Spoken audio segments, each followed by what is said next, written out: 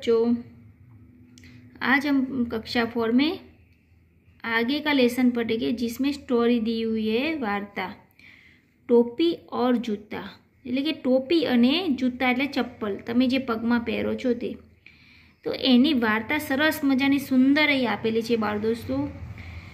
તો આ શું છે, ટોપીનું બનાવી છે અને આ શું છે, ચિત્ર જૂતાનું ચપ્પલનું। तो जो ये हिंदी में जोई लेवेला कि बातें बनाना तो मोटी मोटी बातों करवी एवं थाय।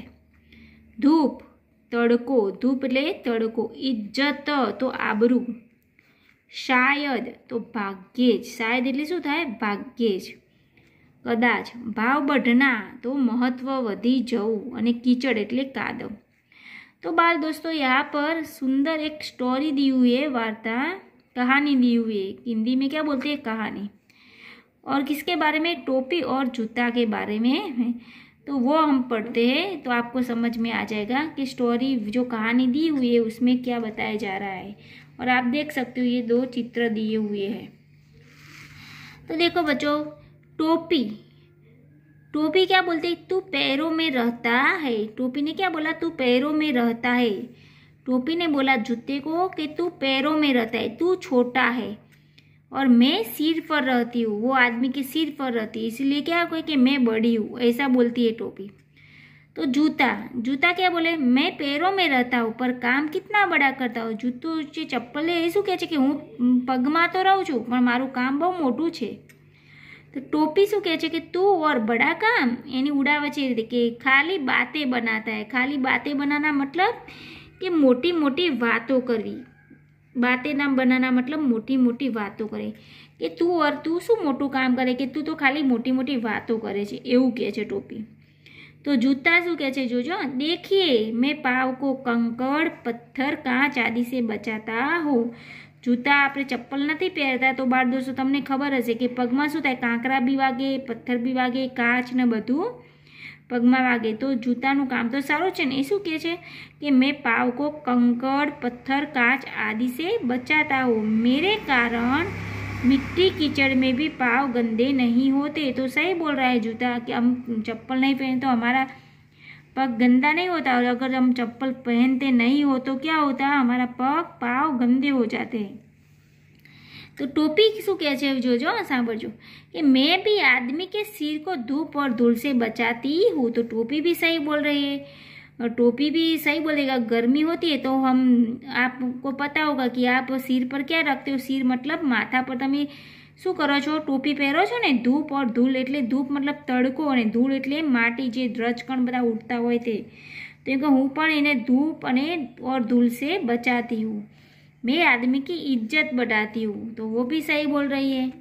तो जूता बोलता है, अब देखो, तू सिर पर न हो तो भी आदमी का काम चलता है, वो भी सही बात है। टोपी एक समय हम नहीं पहनते तो भी काम तो चलता है, पर मेरे बिना तो काम बिल्कुल नहीं चलता। जूता शू कहे छे कि मारा वगर तो काम बिल्कुल ना चले। तो साची बात छे। तो देख लो सड़क पर चलते लोगों को टोपी शायद ही किसी के सिर पर हो। तो ये तो बाल दोस्तों तमने खबर ज छे कि आपणे कई बजार में जता हशो मम्मी पप्पाना जोड़े तो तमे जोजो कि टोपी को भाग्ये ज कोई पे। टोपीनी वात पण साची छे, पण टोपी केवुं कि तमे ना एक समय ना पहरो तो पण चाली जाए, पण चप्पल वगर चाले नहीं। तमे घरेथी निकळो तो चप्पल सेंडल के शूज कई पण वस्तु तो पहरो, चप्पल वगर केमनेम निकળી पड़ो छो घरनी बहार। हाँ, तो एनो मतलब शू थाय कि वो भी सही बोल रहा है। देख लो सड़क पर चलते लोगों को टोपी शायद ही किसी के सिर पर हो, पर बिना जूते या चप्पल के कोई नहीं होता। आज आदमी की इज्जत उसके जूतों से ही होती है। तो टोपी क्या बोलती है, हाँ आजकल तेरा भाव बढ़ गया है, कुछ भी हो हम दोनों मनुष्य की सेवा करते हैं, सेवा ही हमारा धर्म है। तो क्या बोला टोपी और जूते के बारे में, क्या पढ़ा कि टोपी क्या बोलती है कि हाँ सही बात है कि तेरा भाव, भाव मतलब किंमत। तमे लेवा जता हशो मम्मी पप्पा जोड़े, तमने खबर हशे कि केटला मोंघा आवता होय छे तमारा शूज ने चप्पल। तो कि तारो भाव वधारे थई गयो छे, तुम्हारा भाव बढ़ गया है। तो पर यहाँ का मतलब क्या है कि भाव बढ़ गया मतलब किंमत नहीं, पैसा की किंमत नहीं समझवानी। એમ કે તારું મહત્ત્વ વધારે છે એમ કહેવા માગે છે કે ચપ્પલ આપણે ઘર પહેરવું જ પડે ન પહેરીએ એ રીતે આ એક શું કહેવા માગે છે કે આપણે પૈસાની કિંમતથી નહીં સમજવાનું પણ આપણે પગમાં ચપ્પલ પહેરીએ છીએ એની મહત્ત્વ વધારે બતાવે છે. कुछ भी हो हम दोनों मनुष्य की सेवा करते हैं. तो શું કહે છે કે પછી બંને पहला ये रीते बोलता था कि मैं बड़ी और तू छोटी, पर फिर दोनों को क्या एहसास हुआ टोपी और जूते को कि कई पण हो एम का आपणो बेनो धर्म तो एक ज के हमारी मनुष्यनी सेवा करवी छे. केम के टोपी वगर भी ना चाले अने चप्पल वगर भी ना चाले बाल दोस्तों. तो इससे हमें क्या सीख मिलती है कि हमें किसी को बड़ा या छोटा मानना नहीं चाहिए. सबको अपना अपना महत्व होता है सभी चीज़ों का. तो इसके माध्यम से हम स्वाध्याय देखते हैं बच्चों कि कोष्टक से उचित विकल्प चुनकर खाली जगह भरिए. तो टोपी, जूतों, पैरों, मनुष्य और सिर वो दिया है ऑप्शन में. तो पहली वो पढ़ते हैं हम खाली जगह कि टोपी खाली जगह पर पहनी जाती है. तो टोपी कहाँ पर पहनी जाती है? सिर पर. ये एक नंबर आएगा, सिर पर. टोपी सिर पर पहनी जाती है. जूते खाली जगह पर पहने जाते हैं तो पैरों में. तो यहाँ 2 नंबर आएगा, पैरों में. जूते पैरों में पहने जाते हैं. फिर यहाँ देखो खाली जगह के बिना आदमी का काम चलता है. तो किसके बिना काम चलता है? टोपी के बिना, क्योंकि यहाँ पर लिखा है आप देख सकते हो. जूता क्या बोलता है कि तू सिर पर न हो तो भी आदमी का काम चलता है, पर मेरे बिना तो काम बिल्कुल नहीं चलता. तो मतलब क्या आएगा यहाँ पर आंसर में कि टोपी के बिना आदमी का काम चलता है. तो 3 नंबर पे आएगा, टोपी के बिना. फिर आज आदमी की इज्जत उसके खाली जगह से होती है. किससे होती है उसकी इज्जत? पैरों से होती है. सॉरी पैरों नहीं, सॉरी जूतों से होती है. जूतों से, कि आज आदमी की इज्जत उसके जूतों से होती है. 4 नंबर पे टोपी और जूते खाली जगह की सेवा करते हैं. तो किसकी सेवा करते हैं? मनुष्य की. तो 5 नंबर लिखा. तो आपको पता चल गया होगा कि खाली जगह में क्या आएगा. फिर यहाँ देखो बात दोस्तों कि निम्नलिखित वाक्य कौन बोलता है लिखिए. तो खाली बातें बनाता है, वो कौन बोलता था? खाली बातें बनाता है टोपी बोली थी. क्या कौन बोला था? टोपी. क्योंकि टोपी ने वो बोला, जूते ने तो टोपी क्या बोलती है तू कितना बड़ा काम कर, ऐसा बोले. टोपी ने क्या बोला कि तू तो बातें बनाता है, ऐसा बोला था ना. फिर देख लो सड़क पर चलते लोगों को. तो वो कौन बोलता है? जूता ही बोलता है टोपी को, क्योंकि वो क्या समझता है कि तुमसे मैं बड़ा हूँ, ऐसा समझता है. लेकिन वो टोपी को समझाता है और वो बोलता है कि तू सड़क पर देख लो. इनका टोपी के अलावा भी आदमी चल सकता है, पर जूते के बिना नहीं चलता आदमी को.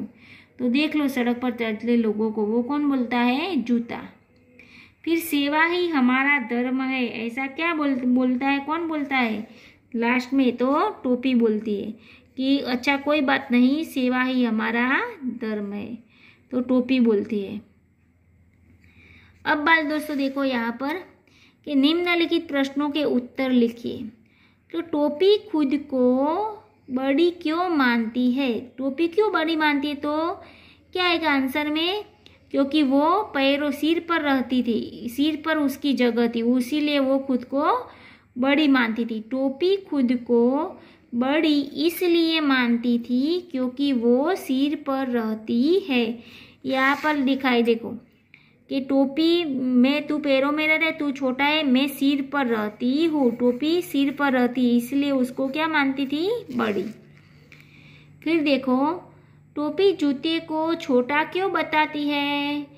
क्योंकि टोपी जूते को छोटा बताती थी क्योंकि जूते पैरों में पहने जाते हैं. यहाँ पर देखो क्या है? टोपी तू पैरों में रहता है, तू छोटा है, इसीलिए यहाँ पर लिखा है. तो इसीलिए वो टोपी जूते को छोटा बताती थी. जूता पाँव की रक्षा किस तरह करता है? तो जूता पाँव को कंकड़, पत्थर, कांच आदि से बचाता है. यहाँ पर देखो, यहाँ पर लिखा है के सिर को यहाँ पर पाँव को कंकड़ पत्थर कांच आदि से बचाता हूँ। मेरे कारण मिट्टी कीचड़ में भी पाँव गंदे नहीं होते। वो भी आप लिख सकते हो कि जूते के बिना जूते के कारण मिट्टी और पाँव कीचड़ में भी पाँव गंदे नहीं होते। वो भी आप लिख सकते हो लिखना है तो, नहीं तो इतना लिखोगे तो भी चलेगा। टोपी किनसे सिर की रक्षा करती है? तो टोपी आदमी के सिर को धूप और धूल से बचाती है। यहाँ पर लिखा है देखो कि सिर को धूप और धूल से बचाती है, तो इससे हमारी रक्षा होती है ना। तो टोपी आदमी के सिर को धूप और धूल से बचाती है, तो इसीलिए वो रक्षा करती है हमारे सिर की। बराबर, ओके। तो आज इतना ही, फिर आगे का जो लेसन आएगा वो हम पढ़ेंगे। आपको होमवर्क में ये सारा होमवर्क में आपको लिखना है। अच्छा बच्चों, थैंक यू, बाय।